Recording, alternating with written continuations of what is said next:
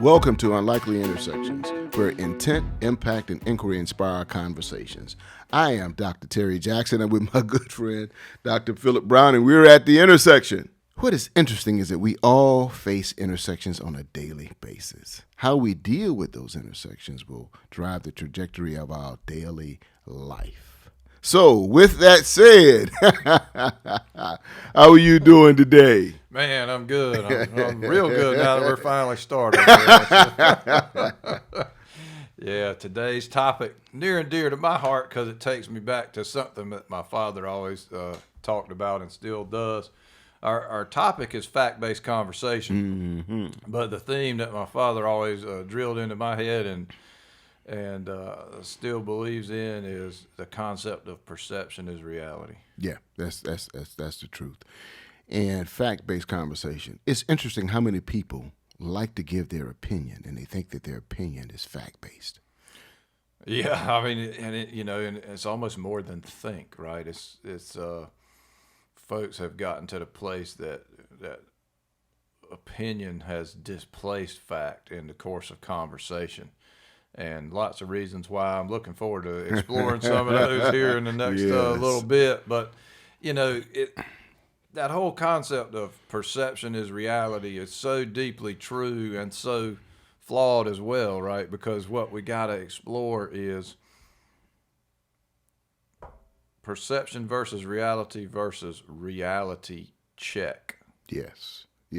Because my reality is my reality, not the reality. And all of my realities are based upon, as you say, my perceptions. So oftentimes what I have to do is ask myself, is this real for me? Is this false for me? And what is the real reality by removing myself from that reality so that I can, quote unquote, objectively look at the situation? Go to the balcony. Yep, that's it. Yeah, absolutely. And in medicine, we make fun of people on the concept of perception as reality because we'll say things like, that doctor is often wrong but never in doubt. And it's so many things that I'm poking fun at my own profession, but at the same time, everyone is subjected to that or is subject to that because that's almost the way things have come to be. Is that the world according to me and the way I see things must be right, and so my brain is running a trick on me to try to reconcile everything with confirmation bias that proves that obviously I was indeed right. Yeah, it's amazing. You can listen to different topics and you hear people discuss different topics, and they're giving you all of this information, and then when you have a little bit of knowledge about it and you've done some research on it and you're listening to them, you're like, none of what you're saying is true. What you're giving and disseminating is a great deal of misinformation. It's more opinion than it is fact. And it's obvious that you haven't read any credible sources around what you're discussing at this particular time. And that happens so much on a day-to-day basis. We're living I saw a statement that says, we're living in an age of a lot of information, but not a lot of knowledge, because misinformation is a part of that information that we get daily. Well, it's amazing as we find ourselves in this technological revolution and just onslaught of different information. It becomes the ability to tell something with conviction becomes the reality. That's right. And that's always risky. It is. I'm convicted, so it has to be true, right? And that's not necessarily the case. It has to be based upon facts. And you being a physician, me having, studied at the doctorate level, we were both kind of trained to be able to gather data, information, discern, and come up with the facts. A lot of people haven't had that kind of training. And so as they listen to the different news outlets or read the different newspapers or listen to their friends, they come across a lot of misinformation. And we really want to get people to understand the importance of fact-based conversation. So true. And when we have the sort of the current climate that we have, where you have large mass media outlets driving a lot of the dialogue and conversation, and they're polarized to a certain extent, and then you have all these user agreements on every app we have, all of social media, and it's trapping us. And it's trapping each person into their own insulated little bubble. And the more we hear things, it's a constant drip, drip, drip in the same circles. It really does begin to take on truth, because as it becomes consistent with our pre-existing bias, we just incorporate it into our model of the world, and off we go. Yep, absolutely. And the majority of the people will not take the time to read, to find out if what they're saying is true. Again, in the little bubbles in which we live from time to time, that information surfaces and travels so much along that bubble that we think that what we're saying is fact when it actually isn't fact at all. And that is a lot of the challenges that we face as a country over the last 8 years. At least 8 years. And we're finding ourselves where you can't have a civil conversation because people end up so staked out. It's one of those, well, you just can't get there from here things. That's right. You just can't get there from here because there's no space for somebody to listen. Until we begin to break that down, it's going to be tough. We're going to be likely to stay in relative gridlock, but it doesn't have to be that way. And one thing that is very common, if not ubiquitous, is that how situations occur to a given person is totally what determines their behavior going forward. Very rare is it that a person is going to take an action that's inconsistent with how a situation occurs to them. And so the trick becomes, how do we create dialogue that can change the way something occurs to somebody whose mind is so fixed in a certain position? That's that almost takes an act of God to make that happen. Let's look at the example of the Sandy Hook scenario, where the unfortunate incident of school shooting happens, and everyone is memorialized, but yet there's a radio host who's saying that all of this was a false flag, that none of this occurred, and he went on for years with that same rhetoric, which was misinformation. And ultimately, the families of Sandy Hook took him to court, and they sued him. And there was some ungodly amount that they made him, or they're going to make him pay to the families for the misinformation that he was putting out about what really happened at Sandy Hook versus the deaths of those students. $900 and some million, I think, just shy of the $1 billion. Yes. And it's amazing. Those things are really hard to understand, although the likelihood for somebody like him is there had to be, you would think, some kind of profit motive to it. Some kind of way he was engaging people in a way that had self-interest, because it just, you always, to me, have to ask the question, what must be true for somebody to be doing something or to be saying something or to be thinking a certain way? What must be true? And for me, that's actually a key question that opens up the space personally for me to entertain different things is, if I hear something that strikes me as not right, if I just ask that question in my own mind, sometimes it enables me to pay different attention. I'll say, what must be true for Terry to think what he just said is true? You know, if he had a profit motive, whatever profit he generated as a result of his conversation, one would think that it probably is not as much as the $900 million that they're asking him to pay as a result of the damage that he did to these families, the emotional damage. I would think that it would be very traumatic to the families to have to listen to that rhetoric. But as we look throughout society, there are groups of people, there are even news outlets that continue the disinformation and the misinformation, and it has to be profitable for them. And there has to be, as your question, there has to be some truth to whatever it is that they're disseminating. You just wonder, why would anybody have that much even, why would he keep that dialogue in play for so long?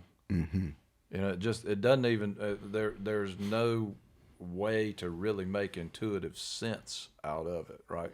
What is he perceiving that makes it reasonable to continue that? What is it that he refuses to see that makes him perpetuate that? Or is that particular individual just one of what I believe is a very small minority of people in our country who just is out to work against a group of people and basically has a diabolical motive? I think most people don't have that. I think we have tons of ways that we convince ourselves that we're doing something good. We can trick ourselves into acting in the interest of the greater good and when we're really self-interested. But I don't think that's most people's motivation. I just, Yeah, I'm in agreement with you. I don't think that there are a great deal of diabolical people out there who are going to continue to spread rhetoric to fool the masses of the people with them having an ulterior motive. And it was obvious that his motive was truly profit to continue to tell the story after the evidence was presented. But we face that every day with different evidence that either people don't want to see or don't have an understanding of, but yet they continue to spew misinformation and disinformation to the public. Well, there's tons to be gained by that, and we can go back in history and look at tons of examples of that, some of which we've actually talked about in previous episodes. And oftentimes that self-interest piece underlies, and it can be different things. A very common one is, controlling the voting base, right? There are lots of misinformation about that. We just went through the huge midterm cycle of nonsense on television of all these commercials that,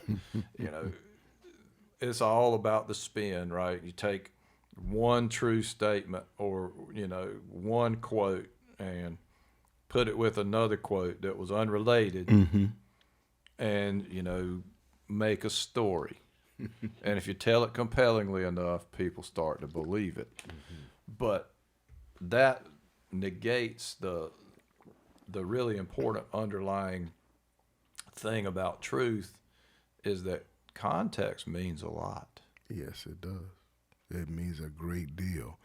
And that's something that I don't know if everybody's learned or understand, that it has to be in context. You have to understand the context to understand exactly what's said, especially in this country with the news media, because we take sound bites. We get a sound bite that 15 seconds or 20 seconds, and all of a sudden, that sound bite has helped us, has created a perception and created our reality around an individual or a circumstance that actually happened, where if we go and take a look at the full 5 minutes, we see that it was totally different.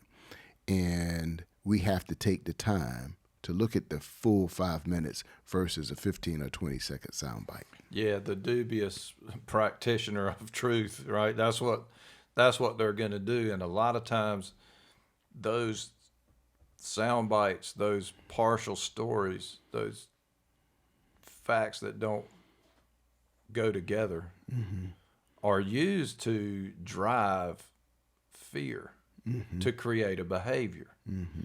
And the less connected we are in a real connection, connected with people that can help us reality check that perspective, people that have different experiences than we are, the more susceptible we are to exactly that kind of thing. Because we've talked about a lot of times, fear creates a lot of bad behavior, and it puts you in survival, and you do different things, and it just, fearfulness closes down your options. And as I think about all that we do in this country, all the industries, fear plays a major role.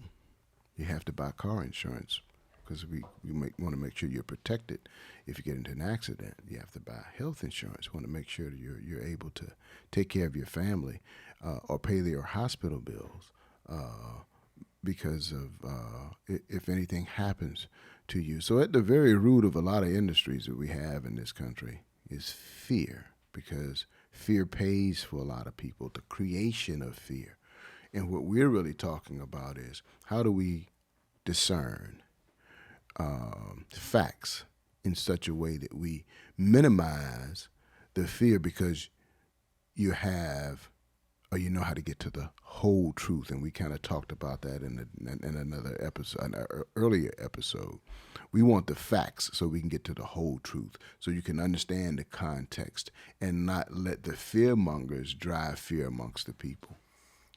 Because facts are a great antidote to anxiety and fear.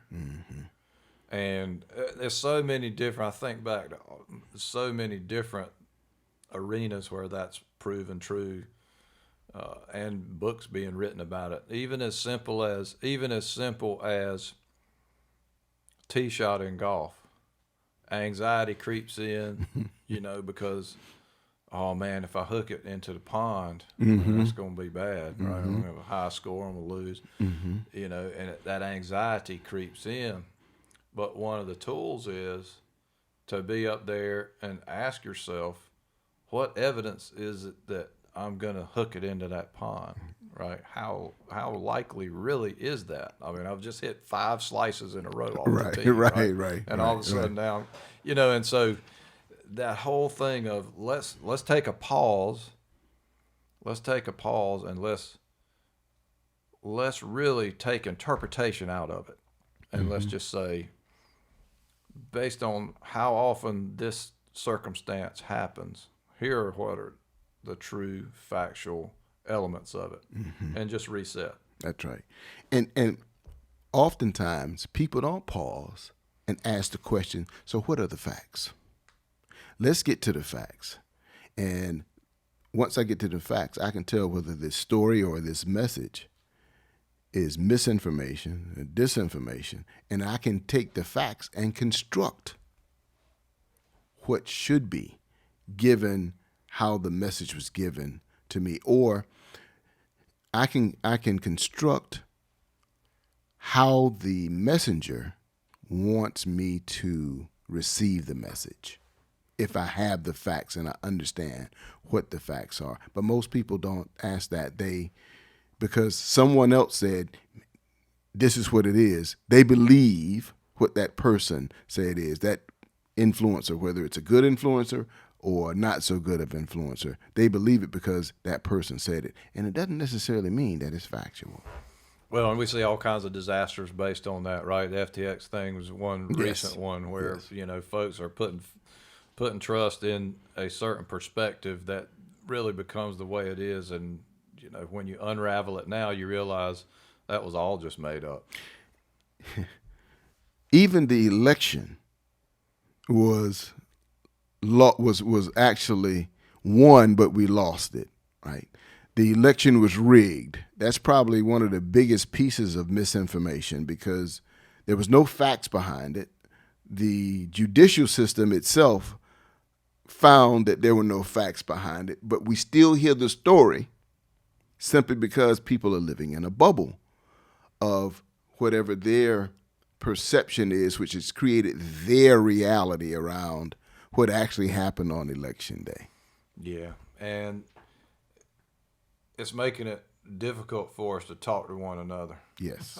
Which is a recipe for real disaster, in my opinion, because that reality checking component where I ask somebody to do that for me, right? Because I need help, right? Like I know that my perception is limited to the world I've lived in and the people I've encountered. So I personally have tried to create a habit of reality checking with folks who have a different perspective than I do and say, this is what I'm thinking or feeling. Does this make sense? Or, what's missing, or where is it just a misperception? Yeah, yeah.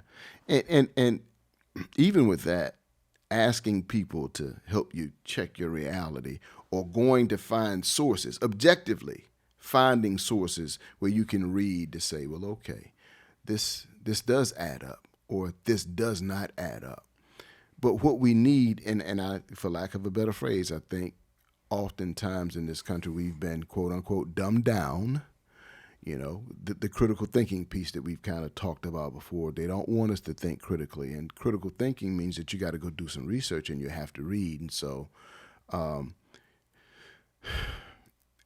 what appears to be happening is we've gotten away from that as a society, that whole read and research and let me write down the facts and I can show you, the facts versus he said it, I believe it. That's it.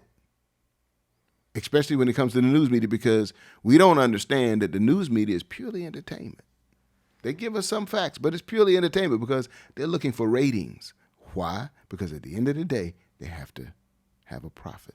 It's really made a strong move in that direction, which it just makes it difficult. Yes. And how you navigate it is the real question in my mind, because right now it's whoever tells the most compelling story that can connect it to my experiences that's got to be the gospel. And it's really not that way for anybody. Like, anybody who falls for that particular line of thinking is doing the same thing, right? They're all dealing in misinformation, whether it's me, you, or anybody we don't know. That's right. And it erodes the truth. It erodes the trust that we would have in each other, right? Because we may be friends and we may have some political differences, but given that trust that we would have from human to human, it's impacted negatively because I can't believe you see the world that way. Right. Yeah. Yeah.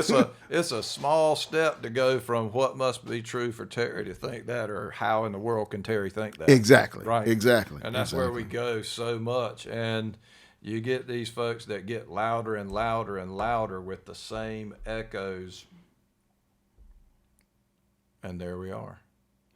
The same echoes getting louder, still disinformation, but the message is louder and more people are listening. And so somehow the untruth becomes a truth, at least for some people and how they believe it because of how they perceive the world. And that's dangerous. We look back, we know what happened in Germany. It's dangerous. We can take a look at what happened January the 6th here in this country. That's dangerous. But for whatever reason, there are those who continue to carry those types of messages. The other thing that we don't talk about much, a lot of times we talk about the adversarialism that gets created in that world. But there's something that's maybe even more dangerous that gets created, and that is apathy. And that apathy is probably, in reality, it's the largest group of people that sit between the extremes that are beginning to take a position of I'm just not going to engage in that one way or another. That is so far out there, and they say it in both directions. And then there's just this mass disengagement when, in fact, what we really need is more engagement, right? Yes. To figure out,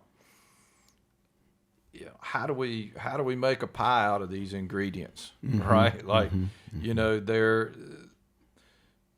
there is nothing inherently wrong with a given perspective until it runs up against a truth that's counter to it. And then we've got to work through what that means, right? Because something can be totally true for you and be fact-based, and be completely untrue for me and also be fact-based, because we do live in different realities no matter who we are. And at some point, as we come together to do things, we got to be able to be okay with that. We got to understand that that is a true phenomenon. It doesn't necessarily have to hold us back. Work through it. How do we work through it?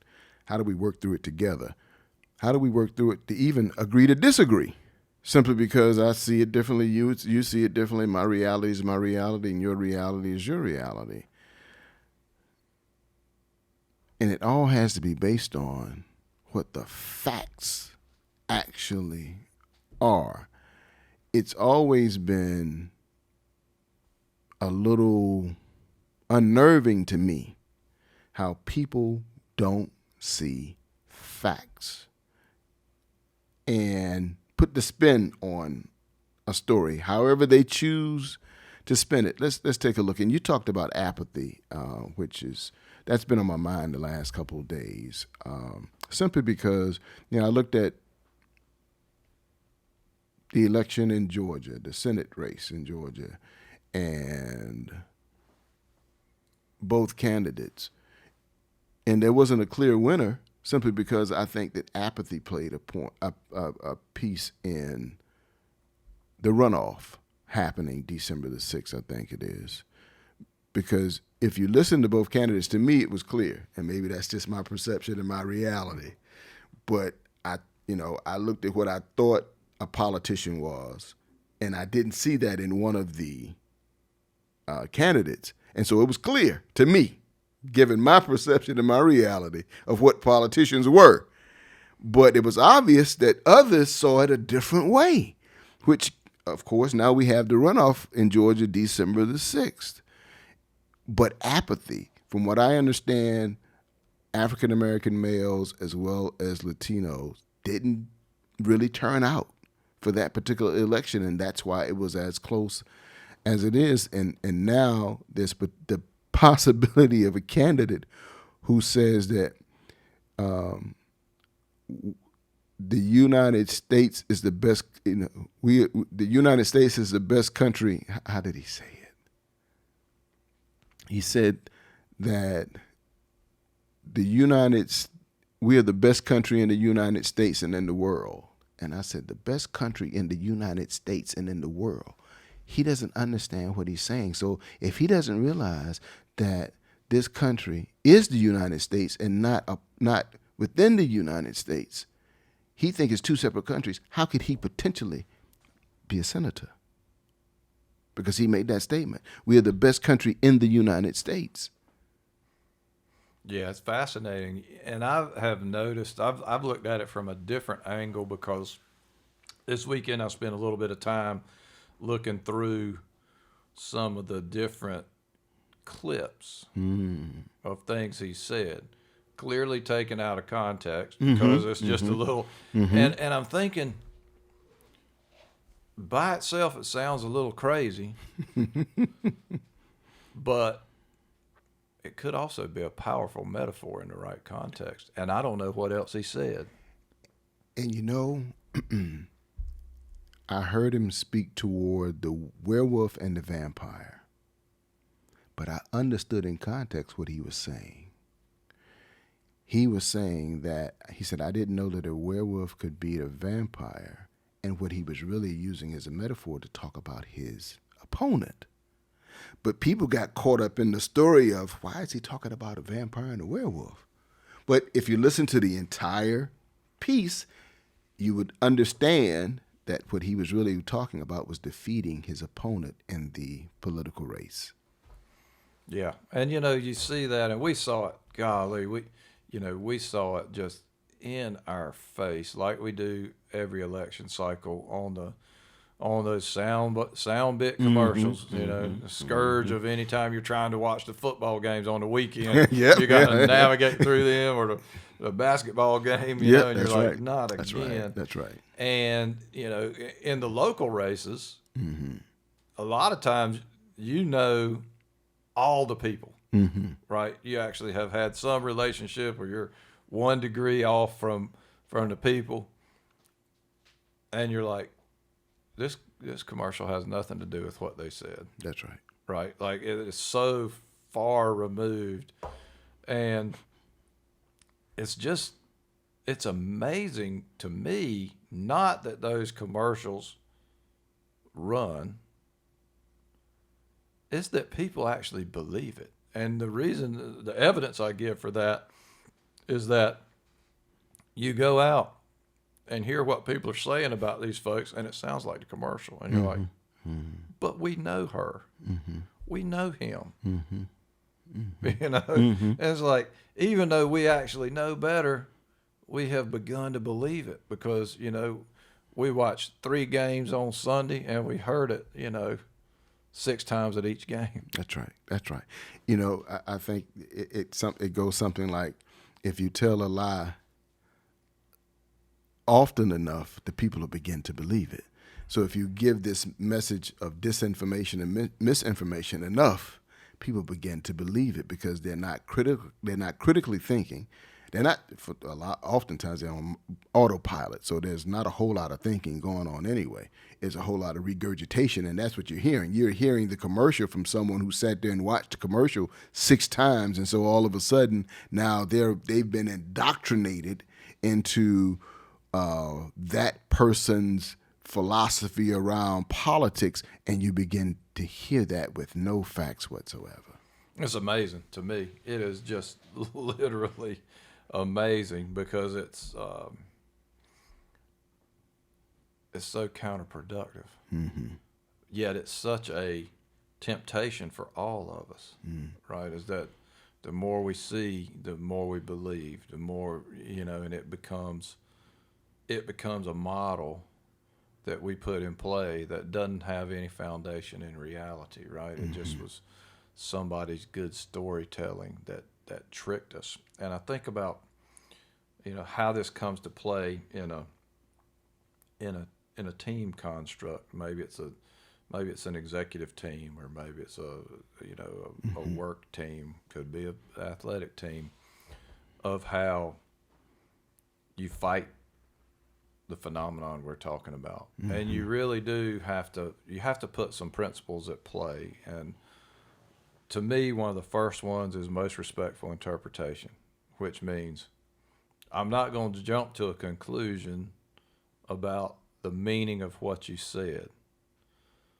I'm gonna take it as well intentioned, and then I'm gonna explore it. I'm gonna use curiosity to understand, and I'm gonna get you to elaborate the facts out of it for me, so that we're on the same page, right? Because I can't make the assumption that I even understand exactly what you mean based on what you said, right? You could be meaning it a different way than I perceived it. And so in that group setting, it's really important for us to seek clarity together. Yes. And to me, that's one of the most important things. I've seen a lot of high-functioning teams reach that high level of function with that philosophy, right? Taking all the, it takes out the assumptions, which takes out the hurt feelings, which takes out the the competitive environment between folks that ought to be aligned. And at the end of the day, it enables you to reach well integrated solutions and take action. Yeah. You know, and there's a lot that comes with that, because I think when I say this, it'll resonate with you. One of the things that I saw was the lack of the willingness to have tough conversations, right? Tough conversations are conversations that are needed. I think based upon some people's reality, what happens is they place a connotation on a tough conversation. There's certain emotions that they feel around having a tough conversation, which prevents them. That whole fear comes into that. But a tough conversation is a tough conversation. And I think the label that's given to a tough conversation is bad. If it's a tough conversation, it has to be bad. But there are plenty of tough conversations that are good conversations that we just need to have in order to move forward. And so I think that, and I know I've had this conversation with Dr. Rao, it's the connotation that's given to tough conversation. That connotation of it being a bad, negative kind of conversation, when in fact it's just a conversation, because we've removed all of the emotion from it, because what we're trying to do is move forward for the greater good of the parties or the organization or the team. And we can't do that until these conversations are had to get understanding and to get alignment such that we can move forward. Such a huge leadership pitfall, right? Yes. Is that controversy is counterproductive, when in fact it is only once you get those different viewpoints into the room that you can create those integrative solutions that actually work. And a lot of the teams that you see that are functioning well not only don't shy away from those kind of conversations, they embrace them as the way to go. And I think that's really important, because that's ultimately how you distill down to what are the true facts. That's right. And it's an interesting exercise I've run with a number of different teams I've worked with, where we challenge one another to put a statement into fact, right?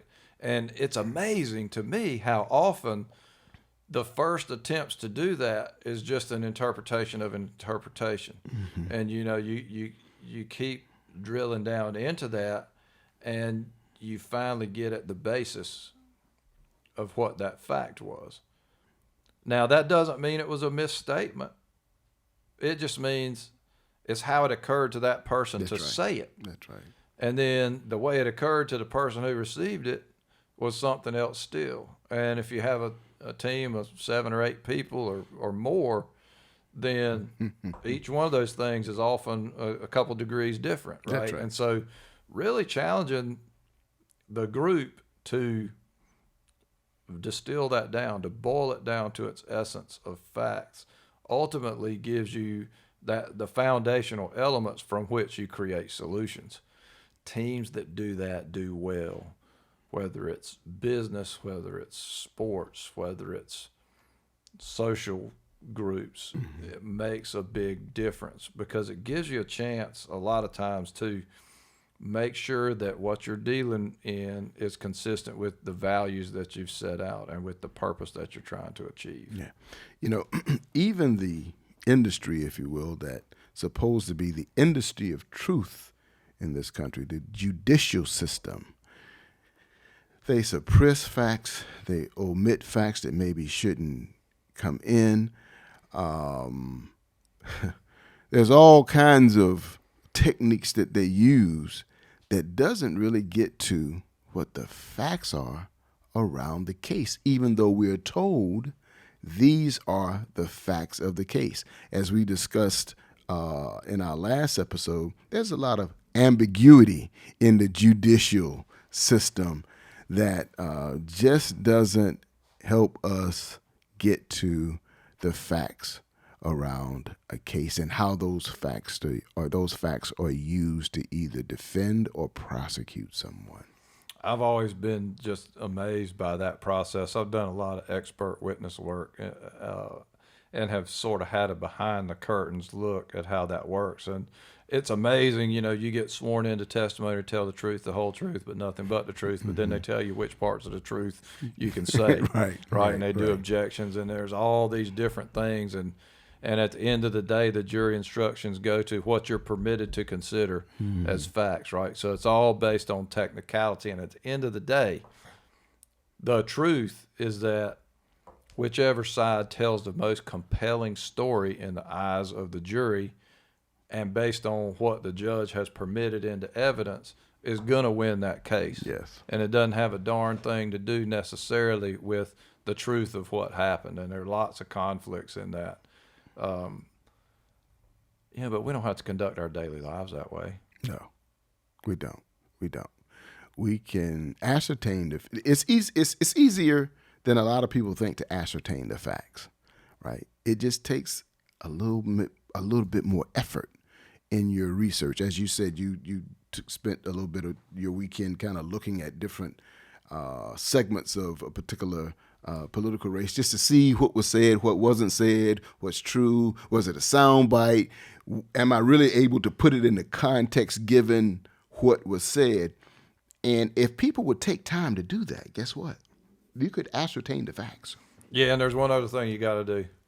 Be willing to entertain the possibility that your bias is wrong. Yep, that's the truth. Right. That's to the truth. say, the way I've always thought of this, there's a whole nother side that's equally as plausible, right? That's right. You don't even actually have to admit, you don't even have to be in a place where you say, my perception is wrong. Because the thing is that both could be right. That's right. That's the other thing. We tend to find ourselves a lot of times arguing either ors, but most of the time it's a both and world. That's right. And there's a false, what I call a false dichotomy, right? That you have to choose one or the other of these perspectives in order to be right. And that's just not the way it is. We've been taught the right and wrong concept, right? It's wrong, you're wrong, and I'm right. And that's how, versus we live in an all world, right? And as you said, I should be able to consider both sides. And it's possible that both sides are actually right. But most people are not going to ask that. And most people are so caught up in the construct of the right and wrong that they miss so much of what the all is. One of my favorite statements is right and wrong is relative to the side of the issue that you're on. And I can prove that. All we got to do is look at politics, Republicans and Democrats. If I listen to certain people, they're going to say they're right. If I listen to the others, they're going to say they're right, and the other people are wrong, right? We play that game all the time. But it's relative. It's very relative to where you stand on an issue. That's so true. And we can do a lot better. Again, it's that same thing. Just take a pause, validate, and realize that in a complex world, there are a lot of different truths. They're partially overlapping. Sometimes they're completely overlapping. Sometimes they're totally different. And all those things are viable. And our ability to navigate successfully from any intersection of differences is based on our ability to work through that. That's right. And our willingness to unlearn and relearn, right? Because that's a lot of what it is. When I believe a particular way, and I'm willing to do the research and then to say, well, you know what? My perception and my reality isn't what was right. Now that I've done this research, I have to unlearn what I thought was right and relearn And people have to be willing to do that and humble enough to do that in order to really get to what the facts are. Well, we carry with us a ton of baggage that and every year we accumulate more, right? Because it's based on our experiences, what happened to us, how we felt about it, what subsequently went on to develop after that, and we carry it around with us way too much. But it's protective, right? Because it helps us construct our models that we believe help us navigate. And what we so often find happening is that we get into a situation. Maybe that situation is totally different than anything we've ever experienced. But we, pull out volume 12 out of our backpack and say, yep, this is exactly like volume 12. These are the truths around it. This is what's happening. And that ain't it, Chief, right? Like that is just, it is a totally different situation that we're applying a set of rules to that are only based on our truths and not around what we're actually looking at. But it's self-protective. That's right. It's interesting because yesterday I just posted on Facebook, best practices lead to mediocrity. Because again, I'm applying a model that worked in the past for a situation that happened in the past that may not necessarily be the right model for what's going to happen today or tomorrow. So next practices is what I should be interested in, but that means that I have to learn. I have to do some research, and I have to read, and I have to anticipate. Even though some of the facts may be the same, the situation and the circumstance is probably going to be different. So gathering the facts, discerning, and then being a little bit intuitive, because I always believe, even though you got some facts, there's still an inkling of intuition that plays into it because we're dealing with, we're human beings. And so I think it's easier that way. It's more effective that way. But we have to have the facts. And what they say, nothing but the facts. And, that reminds me, what you're saying just a second ago reminds me of evidence-based medicine, right? So evidence-based medicine is a two-edged sword as well, right? So it's really based on population. So for a given problem across a population, if I take this set of actions on everybody, I'm going to end up more often than not to the good, to the better for the patients, right? And that's true. That's really what that means. What it doesn't mean is that it's going to work out if I take this action on you as my patient. That's right. And if you're the patient, you bring a lot of variables to the situation that are different.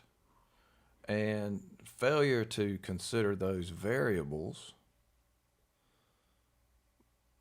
makes the evidence basis of decision making a little bit flawed. And so we have to put it together, right? We have to look at what evidence would suggest would be best in the majority of cases, or 80% of the time, or whatever it is, and then look and understand how well the context you bring to it as a patient fits into that. That's right. So are there exceptions that you have, because we know all humans are exceptional? That's right. Is there an exception that you bring that says a different action would be in your best interest? That's right. A modification to what you would normally do, right? Given what the data says, because I know they come around with all these studies, right, around how this particular drug does with this particular situation. But it could be, I could be the outlier, simply because I bring a different variable. And that's often not considered. It's okay, you fit within this 80%, so we're going to try it. And then if it doesn't work, then you just come back. We come back a little bit, and we'll try something else. Yeah, and there's varying stakes to those decisions, and lots of different conflicts behind how those studies get put together. We got lots of different sort of selection biases in research and different kind of things that we always have to guard against. There's no perfect answer, right? So you just try to navigate, really as safely as you can, but you do have to, you do have to take those individual considerations as a part of the process. And what we also have to understand is what may be fact today may not necessarily be fact tomorrow. And so we have to begin to take a look at, as facts change, our, I hate to use the word opinions change, right? As the facts change, right? Our responses change. Our solutions may change given what the facts are as we gather more information and more data. What we really want to shy against is the misinformation and being able to discern between the mis and the disinformation versus what a fact is. It really reminds me back to the pandemic. And as we look through the phases of that pandemic, early on we knew so little about the disease itself. But we knew principles of public health and different kind of things. And so really, most of the advice was all geared toward very generic things, and they were all effective to a certain degree, right? Not nearly as effective as getting a vaccine once a vaccine became available and things like that. But the craziest thing happened is that people could not accept that uncertainty. They couldn't accept that best practices changed. And so basically it became a process of totally discounting those changes or totally buying in to the old way when changes were needed. And we ended up with just this mess. We still have controversy around it today because of inability to accept that there were certain facts at the beginning, more facts got added all along the way, and with a lot of those changes, different behavior was indicated. And at times, we did well with those changes and changed the directives, and at other times we hung on too long and didn't change when the need for change became evident. And so, we really messed that up. I mean, I don't know a different way, because we were living in a world of opinion, and we continue to live in that world of opinion too much now, which is, I think, a real cautionary tale, because another pandemic could certainly occur. I mean, they've occurred over the course of time. There's no reason to think that it couldn't happen again. The only thing is, will it happen again while we're here, or is it going to be after we're gone type thing, And so I would like to think that this whole thing about fact-based conversation is something we can use now, right? In fact, in my mind, there's an imperative that we figure out how to do it better. Yes. Could save our lives. Oftentimes I think things are easier than we think they are. And oftentimes it's just a matter of, okay, a simple question at the very beginning of the conversation: what are the facts? And let's list them out. Yeah, right. What do we know? Yeah. What do we think? That's it. What do we predict? Absolutely. Well, then it's like it's your saying. I've heard you say it a bunch of times, right? I mean, it's simple, but it's hard to do. Yeah, that's right. It's simple but hard to do. Let's go ahead and list them out, and we can create what that narrative is, or we can create the story around what the facts actually are if you just ask the question up front, and that's when you begin the conversation. Yeah. This has been fun to talk about, because at the very essence, the principles are, as is frequently the case, the principles are simple. Yeah. The execution of it Yes. is where the devil comes in. The That's right. details of getting it done are really, really tricky. We as human beings love complexity.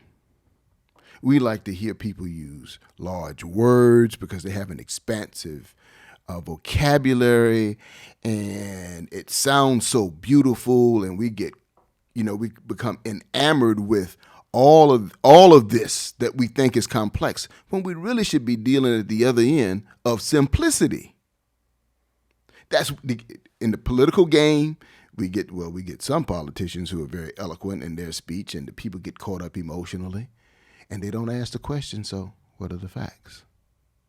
And we hear our university professors give up and give eloquent speeches, and we don't ask the question, what are the facts? And we get the TV news reporters who give us all this information, and so we don't ask, what are the facts? If we would ask, what are the facts, instead of buying into them up front because of their role or their position, we buy into them versus questioning all assumptions. So tell me, what are the facts? If we do that, which is to me much simpler, we'll get to the facts faster. I couldn't agree more. And the simple fact of it is we're about out of time today. So I really want to thank the audience for meeting us at the Unlikely Intersection. And if you want to hear more, go to our website, unlikelyintersection.com. Check us out on YouTube, like, subscribe, share. Check me out on LinkedIn at Doc Phillip Brown. And you can get Terry Jackson, PhD, on LinkedIn as well. We thank you for listening. We hope that this is thought-provoking for you and it will inspire action. See you at the next intersection.